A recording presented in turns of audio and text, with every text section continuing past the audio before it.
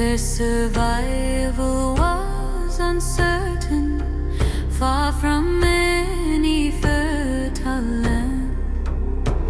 No forests grew, no rivers branched, no seasons softened earth and stone, until one river crossed the desert and claimed the valley as its own.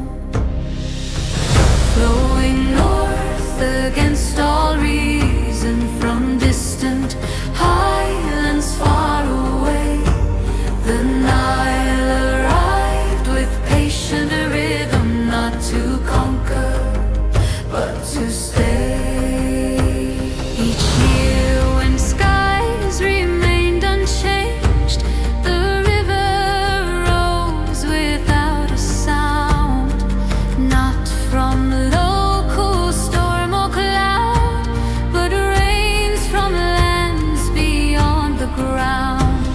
Its waters spread across the plain, then slowly, gently pulled away, leaving dark and fertile soil where only dust had ruled the day. This was no random flood of chaos, but a pattern learned by sight, a promise written into time, returning with unwavering might. The Nile was more than flowing water, it was time made visible,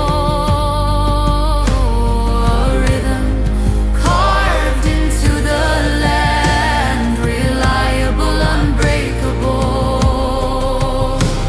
Not power yet, nor law nor throne, but life arranged by rising tides. The river taught the land to wait, to plant, to trust, to coincide. Along its narrow living edge, people settled close and low. Fishing nets and reed boats moved where gentle currents chose to flow. They gathered grain from flood-fed soil, wheat and barley learned to grow.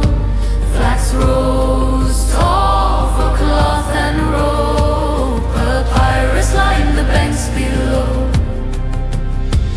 The river fed both hand and mouth, connected north and distant south, a moving path through silent sand where trade and travel took their route.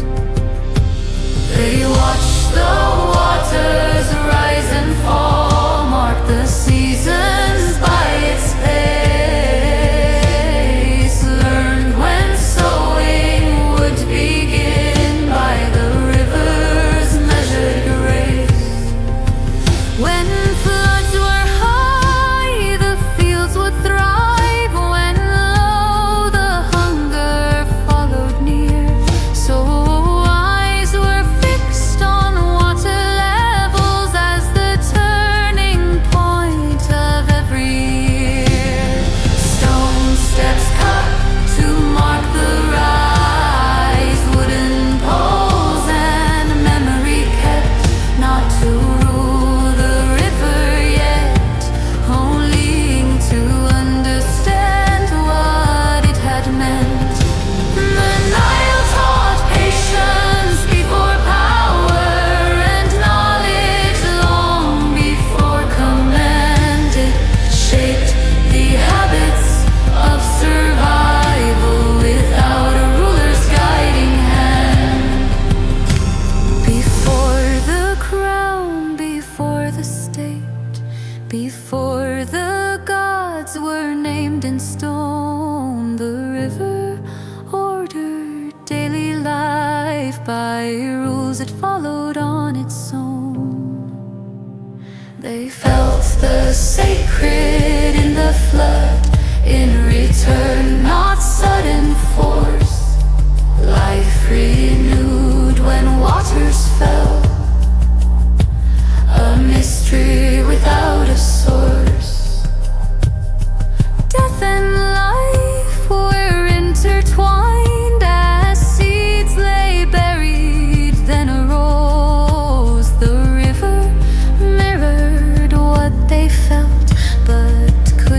that explain in prose.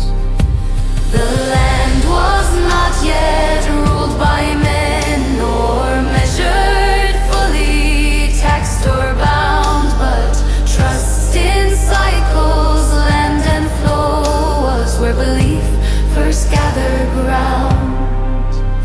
And the Nile did not yet make a kingdom, did not raise a crown or law, but it prepared the land and people for what history would later draw. It shaped the habits, time and trust on which all future order stood. A river teaching how to live long before it taught how to rule.